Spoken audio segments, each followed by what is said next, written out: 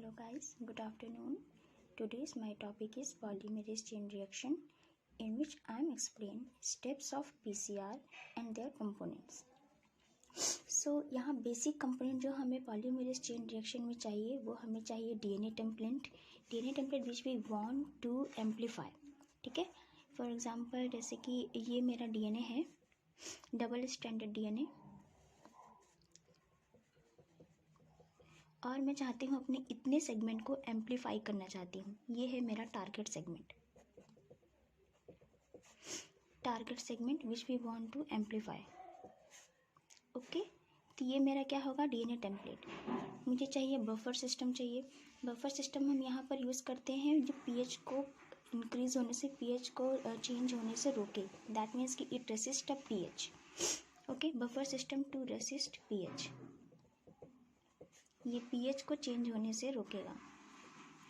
Magnesium ion चाहिए. ठीक है, magnesium ion for the activity of the polymerization of the DNA polymerase.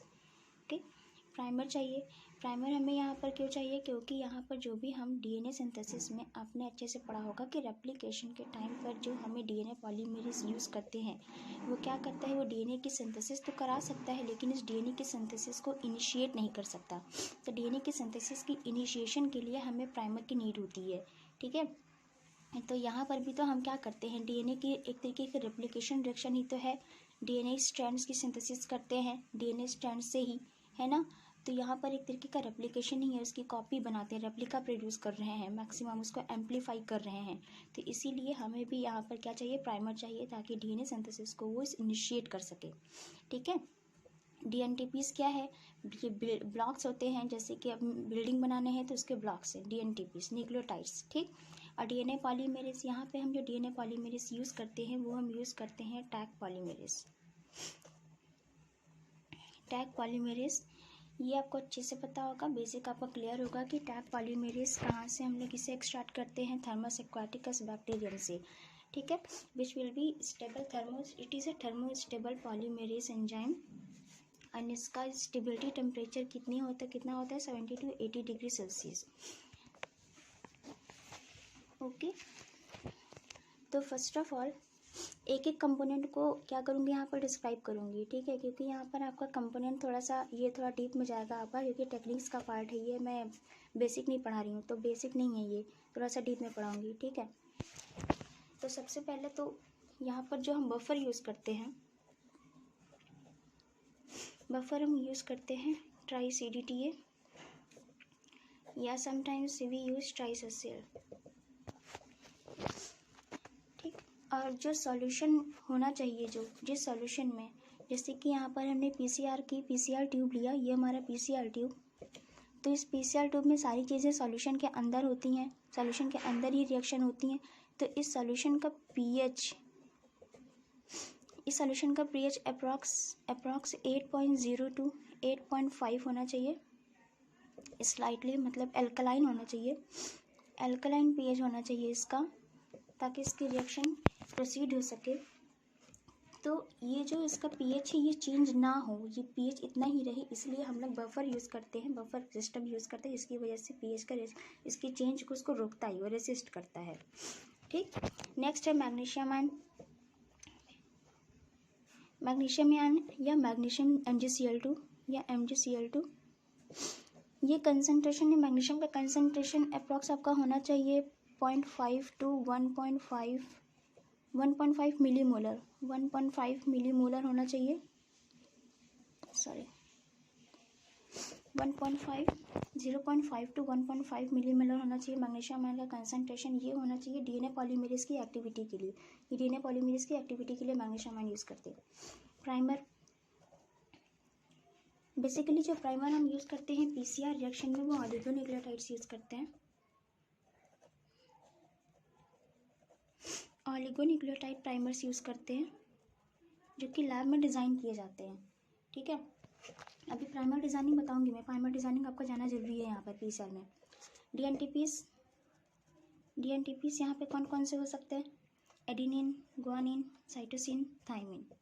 Okay, and DNA polymerase बता दिया, tag polymerase thermos aquaticus से start होता है, 70 to 80 डिग्री सेल्सियस इसका टेम्परेचर पे ये वर्क कर सकता है, थर्मोस्टेबल होता है. ठीक, तब आते हैं यहाँ पे प्राइमर डिज़ाइनिंग में।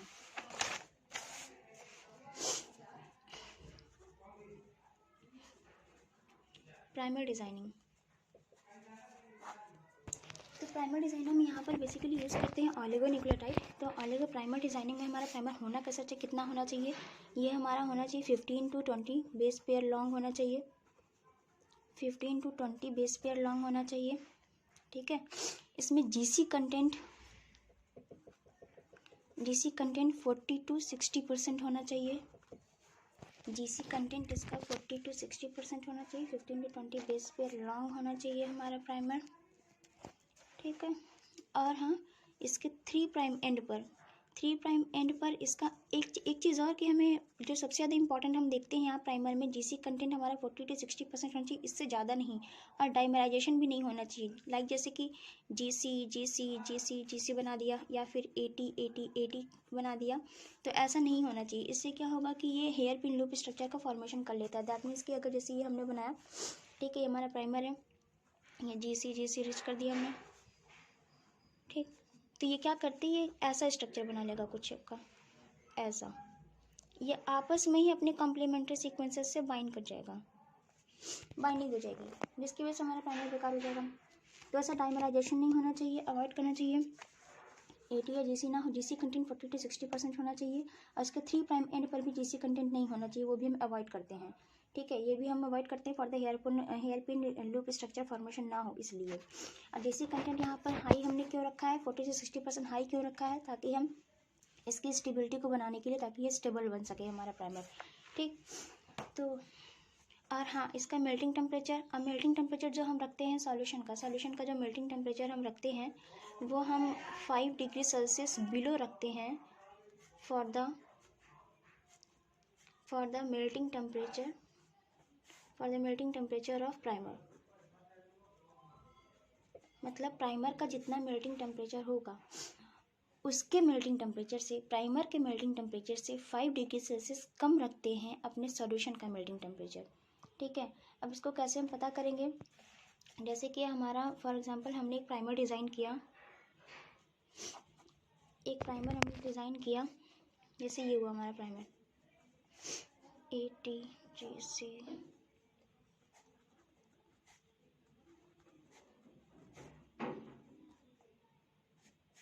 एक 2 3 4 5 6 7 8 9 10 11 12 13 14 और ले लेते हैं, 4 और ले लेते हैं।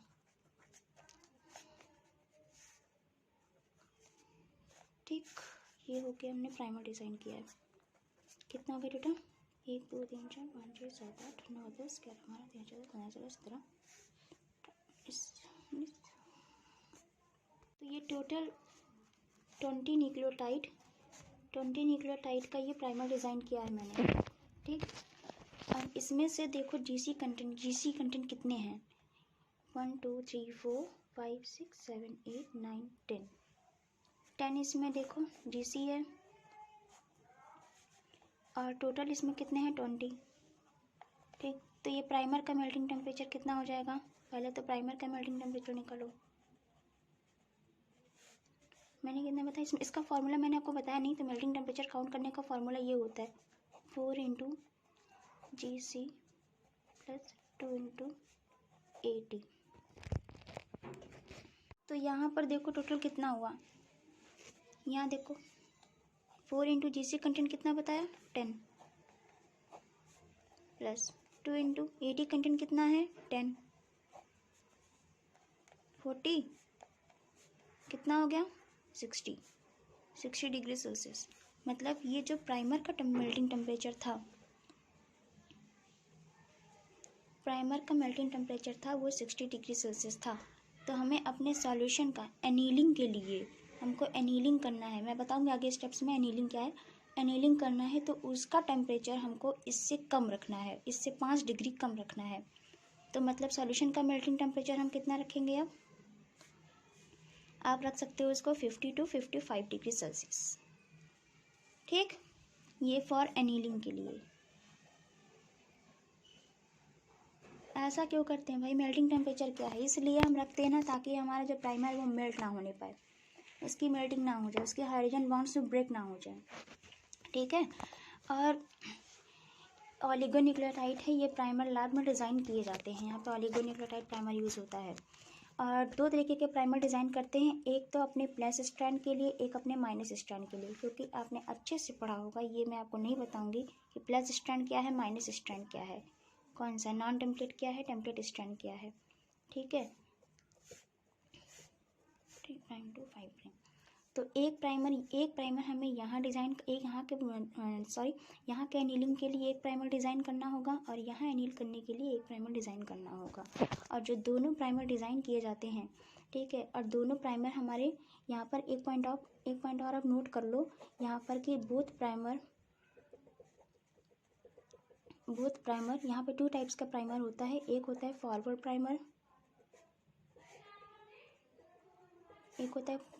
प्राइमर, और एक होता है रिवर्स प्राइमर। 2 टाइप्स के प्राइमर होते हैं, एक फॉरवर्ड प्राइमर और एक रिवर्स प्राइमर। ठीक है, फॉरवर्ड प्राइमर वो प्राइमर होता है जो कि यहाँ के देखो इस वाले स्ट्रैंड पे बाइंड कर रहा है, नीचे ये वाला स्ट्रैंड देखो 3 प्राइम टू 5 प्राइम जो शो कर रहे हैं, मतलब इसको क्या बोलेंगे हम, इसको बोलेंगे प्लस स्ट्रैंड, इसको क्या बोलेंगे, इसको माइनस स्ट्रैंड। ठीक, और ये क्या है, ये सेंस प्लस या सेंस स्ट्रैंड भी इसको बोलते हैं। ये माइनस या नॉन सेंस या टेम्पलेट, ठीक, और ये नॉन टेम्पलेट।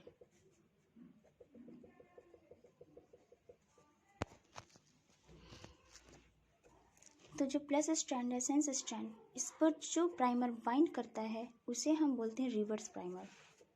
प्लस स्ट्रैंड पर बाइंड करने वाला प्राइमर जो होगा वो reverse primer bind in plus strand, and forward primer bind to the minus strand या template strand. Forward primer bind to the minus या template strand, and reverse primer bind to the plus strand या forward primer bind to the minus strand या non template strand, and reverse primer bind to the plus strand या template strand. Okay, और जो दोनों primer होते हैं उसकी binding कहाँ होगी, 3 प्राइम एंड पर ही होगी। क्यों, क्योंकि हमें ये मालूम है कि अगर हमें डीएनए सिंथेसिस करानी है, उसकी रेप्लिका प्रोड्यूस करनी है, उसका पॉलीमराइजेशन करना है, तो always going on 5 prime to 3 prime direction. ठीक, तो अगर ये यहाँ पे 3 प्राइम एंड पर बाइंड करेगा तो प्रोवाइड क्या करेगा, यहाँ 5 प्राइम एंड, और यहाँ पे क्या प्रोवाइड करेगा, 3 प्राइम OH ग्रुप। और आपको पता है कि पॉलीमराइजेशन की प्रोसेस में जो ये OH ग्रुप होता है, ये work like as a nucleotide. ये OH ग्रुप न्यूक्लियोटाइड की तरह वर्क करता है, जिसकी वजह से जो फॉस्फेट ग्रुप होता है, फॉस्फेट के लोन पेयर पे, ऑक्सीजन के लोन पेयर पे ये जाकर उस पर अटैक करता है और पार्शियल पॉजिटिव कैरेक्टर इनिशिएट करता है फॉस्फेट पे, जिसकी वजह से दूसरे न्यूक्लियोटाइड का एडिशन हो पाता है। ठीक है, इसमें थोड़ी बेसिक केमिस्ट्री है, वो आपने अच्छे से पढ़ी है केमिस्ट्री, हम यहाँ केमिस्ट्री नहीं पढ़ाने जा रहे हैं। ठीक है, तो इस तरीके से पॉलीमराइजेशन इनिशिएट होता है। और बताया कि जितने भी डीएनए पॉलीमरेज होते हैं पॉलीमराइजेशन को इनिशिएट नहीं करते हैं, वो सिर्फ उसके सिंथेसिस करते हैं, तो उसके इनिशिएशन के लिए हमको प्राइमर की ज़रूरत पड़ती है। ठीक, तो यहाँ पे ये 5 प्राइम टू 3 प्राइम हुआ, इधर भी ये 3 प्राइम स्ट्रैंड पर जाकर बाइंड किया, और ये 5 प्राइम टू 3 प्राइम है। 3 प्राइम पर OH ग्रुप, यहाँ पर OH ग्रुप होगा, जिस पर क्या होगा, पॉलीमराइजेशन इनिशिएट हो जाएगा। ठीक है, तो ये कुछ इसके रूल्स थे प्राइमर डिज़ाइन करने के। तो प्राइमर डिज़ाइन आपको अच्छे समझ में आ गया। नेक्स्ट DNTP से ये न्यूक्लियोटाइड हमको चाहिए, डीऑक्सी न्यूक्लियोटाइड चाहिए, जो इसके कंपोनेंट्स हैं मेनली डीएनए के, जिसकी वजह से डीएनए स्ट्रैंड की पॉलीमराइजेशन होगा। डीएनए पॉलीमरेज आपको अच्छे से पता है। डीएनए पॉलीमरेज में कुछ चीज़ें बता दूँ। टैग पॉलीमरेज में जो यहाँ टैग पॉलीमरेज है, इसके पास 3 एक्टिविटी होती है। एक 5 prime to 3 prime polymerization activity होती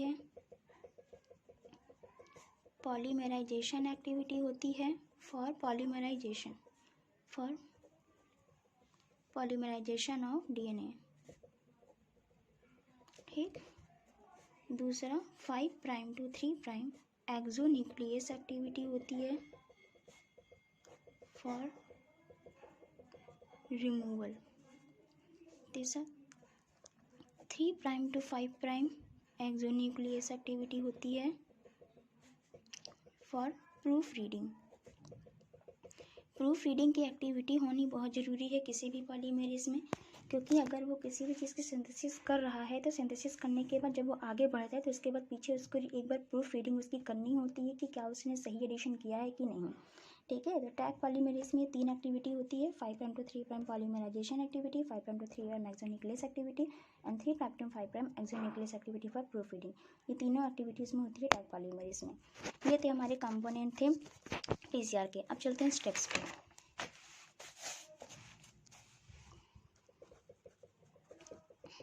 स्टेप्स इन पीसीआर। तो स्टेप्स में इसके बेसिकली 3 स्टेप्स होते हैं। पहला स्टेप्स होता है डीनेचुरेशन। डीनेचुरेशन क्या होता है? जो डीएनए की बोथ स्ट्रैंड्स होते हैं इनको अलग करने के लिए, क्योंकि हमें एम्पलीफाई करना है, हमें अपने डीएनए स्ट्रैंड को एम्पलीफाई करना है, तो हमें पहले अपने दोनों स्ट्रैंड्स को अलग करना होगा, सेपरेट करना होगा। ठीक है, इसी को कहते हैं डीनेचुरेशन। डीनेचर करना होगा मीन्स इनके हाइड्रोजन बॉन्ड्स को ब्रेक करना होगा। ठीक है, तो हाइड्रोजन बॉन्ड्स को ब्रेक करने के लिए हम यहाँ पर जो अपना टेम्परेचर बढ़ाते हैं सॉल्यूशन का, यहाँ का टेम्परेचर होता है आपका approx 80 degree Celsius to 90 degree Celsius, sometimes it goes to 95 degree Celsius. ठीक है, तो इससे क्या होगा, ये डीनेचुरेशन टेम्परेचर है। हमने क्या किया, पहले अपने पीसीआर ट्यूब में, अब इसको समझो, पीसीआर ट्यूब में ये रहा हमारा पीसीआर ट्यूब। ठीक है, इस पीसीआर ट्यूब में सॉल्यूशन है, सॉल्यूशन में हमने डाल दिया अपना डीएनए, और डीएनए डाल दिया हमने अपना। ठीक है, उसके बाद हमने इसको थर्मल साइकिल में रखा। ठीक, उसमें क्या किया, हमने टेम्परेचर सेट कर दिया 90 to 95 degree Celsius temperature set कर दिया फॉर द 30 सेकेंड्स के लिए। ठीक है, वैसे एक मैं वीडियो इसमें ऐड कर दूंगी लेक्चर में आपको समझाने के लिए, एनिमेटेड वीडियो, लेकिन उस वीडियो में थोड़ी कुछ गलतियां हैं कि उस वीडियो में ये दिखाया गया है कि पीसीआर ट्यूब छोटी सी ट्यूब होती है, उसी में उन्होंने सारी चीज़ें डाल दी इकट्ठा। ठीक है, इकट्ठा सारी चीज़ें डाल दी हैं, तो एक्चुअली ऐसा होता नहीं है। इन रियलिटी क्या करते हैं लैब में कि डीनेचुरेशन कराने के बाद ही उसको ऐड करते हैं प्रोटोकॉल। अगर हम बेसिक प्रोटोकॉल फॉलो करेंगे तो after denaturation we add our buffer and DNA polymerase and also our primer. Okay, इससे पहले नहीं। इससे क्या होगा, इससे ये होता है कि इससे इतनी ज़्यादा टेम्परेचर पे जो डीएनए पॉलीमरेज होता है वो एंजाइमेटिक एक्टिविटी अपना खो देगा, जिसकी वजह से क्या होता है कि पॉलीमराइजेशन कर नहीं पाता है। So after denaturation we add the DNA polymerase and buffer solutions. Okay, तो 30 सेकेंड्स के लिए, उससे ज़्यादा होना भी नहीं चाहिए, नहीं तो हमारा डीएनए पूरी तरह से डिग्रेड हो जाएगा। 30 सेकेंड्स के लिए, लॉन्गर नहीं होना चाहिए। ओके, आफ्टर डीनेचुरेशन क्या होगा, हमारे दोनों स्ट्रैंड अलग हो गए, अब सेकेंड स्टेप है हमारा एनीलिंग। एनीलिंग का मतलब होता है जोड़ना, किसी चीज़ को एनील करना मतलब जाके जुड़ जाना, एनील करना। अब मैंने बताया कि जो हमारा डीएनए पॉलीमरेज है, अब यहाँ पर इस स्टेप में हम क्या करते हैं, सारी चीज़ें ऐड कर देते हैं। ये ट्यूब है, इसी ट्यूब में हमने डाल दिया बफर, इसी ट्यूब में हमने डाल दिया अपना प्राइमर, डाल दिया डीएनटीपीस डाल दिया। ठीक है, मैग्नीशियम आयन डाल दिया, सारी चीज़ें हमने ऐड ऑन कर दी, डीएनए पॉलीमरेज ऐड कर दिया, सब ऐड करके हमने थर्मोसाइकिल में रख के उसका टेम्परेचर सेट कर दिया। अब उसका टेम्परेचर हमें डाउन करना है, क्यों, क्योंकि मैंने बताया ना कि सॉल्यूशन का जो टेम्परेचर अब एनीलिंग के टाइम पे रखते हैं, वो एनीलिंग के टाइम पे टेम्परेचर जो होता है वो प्राइमर के अकॉर्डिंग होता है। यहाँ पे यही कहा था कि प्राइमर का टेम्परेचर जितना होगा उससे हमेशा 5 डिग्री सेल्सियस बिलो होना चाहिए एनीलिंग टेम्परेचर। ठीक है, तो जैसे यहाँ पर अगर 60 डिग्री सेल्सियस है और इसका टेम्परेचर कैसे काउंट करते हैं ये भी बता दिया। तो अगर 60 डिग्री सेल्सियस है तो उससे 5 डिग्री सेल्सियस बिलो रखो, मतलब 50 to 55 डिग्री सेल्सियस आपको एनीलिंग टेम्परेचर रखना है। तो यहाँ पर हमने टेम्परेचर इसका ड्रॉप किया, मतलब एनीलिंग टेम्परेचर, डीनेचुरेशन टेम्परेचर आप मान लो 90 to 95 डिग्री सेल्सियस होगा। ठीक, एनीलिंग टेम्परेचर कितना हो गया, 50 to 55 डिग्री सेल्सियस हो गया। अब इससे क्या होगा, वो एनील हो जाएगा। जो हमने प्राइमर ऑलिगोन्यूक्लियोटाइड प्राइमर जो सिंथेसिस हुई थी, जो बनाया था हमने लैब में, अब क्या होगा, उसका एनीलिंग हो जाएगी उसकी। ये यहाँ जुड़ गया, यहाँ जुड़ गया। ठीक है, तो ये वाला प्राइमर क्या है, ये इस वाले प्राइमर को हमने कह दिया, देखो एक पॉइंट आप बिल्कुल क्लियर रखो कि जो प्राइमर आपका लेफ़्ट साइड की तरफ जाए, ये वाला प्राइमर लेफ़्ट साइड में पॉलीमराइजेशन करा रहा है, तो इसको बोलते हैं रिवर्स प्राइमर। ठीक है, ये आपका लेफ़्ट साइड की तरफ जा रहा है, इसको बोलते हैं रिवर्स प्राइमर। और जो प्राइमर आपका राइट साइड की तरफ पॉलीमराइजेशन कर रहा है उसे हम बोलते हैं फॉरवर्ड प्राइमर। यहाँ पर मैं लिख देती हूँ reverse primer polymerizes towards left side, ठीक। और forward primer polymerizes towards right side.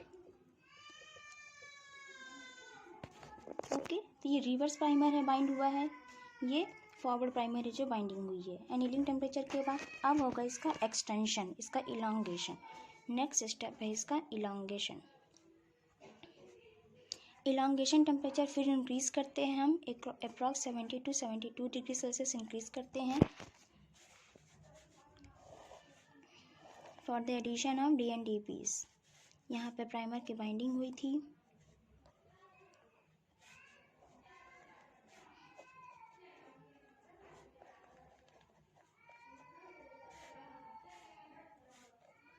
अब क्या होगा, यहाँ पर जो DNA पॉलीमेरेज है, DNA पॉलीमेरेज आकर बाइंड करेगा ऐसे, और इसकी DNTPs ऐड करना, यहाँ ये DNTPs हैं उनको ऐड करना स्टार्ट कर देगा, DNTPs का एडिशन स्टार्ट कर देगा।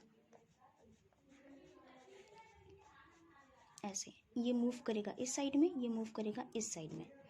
तो सिंथेसिस हो गई ना 5' to 3' डायरेक्शन, 5' to 3' डायरेक्शन, दोनों स्ट्रैंड पे 5' to 3' डायरेक्शन में ही DNA पॉलीमेरेज पॉलीमराइजेशन करता है, ठीक है। तो इसके बाद as a result of PCR हमें कितने स्ट्रैंड्स मिले DNA के, ये स्ट्रैंड मिला, ये स्ट्रैंड मिला, 2 स्ट्रैंड्स मिले। मतलब कि जो पहली साइकिल हुई 1 साइकिल, फर्स्ट साइकिल में हमें DNA के कितने स्ट्रैंड्स मिले, 2 स्ट्रैंड्स मिले। अगर हमें number of DNA strands count करने हैं कि हमें total as a result of PCR number of strands DNA produces in PCR, तो उसका एक फॉर्मूला होता है n = n0 × 2 की पावर n, ठीक है। ये क्या है, ये final number of DNA strands, final number of DNA strands. ये क्या है, ये initial number of DNA strands, initial number of DNA strands, ठीक। और यहाँ पे ये स्मॉल n क्या है, it is an number of cycle. For example जैसे कि पहली साइकिल हुई, एक साइकिल हुई, तो initial number of DNA strand कितना था, 1 था, 1 × 2 की पावर, साइकिल कितनी हुई, नंबर ऑफ साइकिल यहाँ पर कितना है, 1, स्मॉल n = 1 है, तो यहाँ पे हमने 1 ले लिया। Total number of DNA strand कितना है, 2 की पावर 1 होगा, तो वो 1 कितना लेंगे हम, उसको 2 ही लेंगे, 1 × 2। तो total number of DNA strands कितने प्रोड्यूस हुए यहाँ पर, 2। नेक्स्ट आते हैं, अगर फॉर एग्जांपल अगर 2 साइकिल हो जाती है, तो इफ़ n = 2 साइकिल हुई, तो तब देखो 1 × 2 की पावर 2, 2 की पावर 2 कितना हुआ, 4, ठीक। इसी तरीके से यहाँ पर number of DNA strands count करते हैं, ठीक।